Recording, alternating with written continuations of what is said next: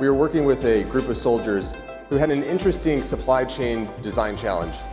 They wanted to 3D print shaped charge casings, which are the specialized containers that house explosives. And this addresses a vital part of keeping our service members safe by getting them the equipment they need when they need it, especially in austere environments.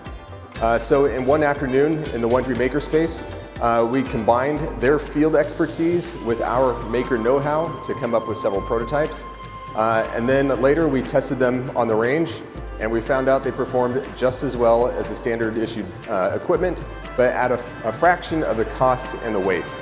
And this was an aha moment for me, where I realized the power and potential of bringing soldiers and researchers together, and then using the innovation process to convert their ideas and their insights into valued outcomes.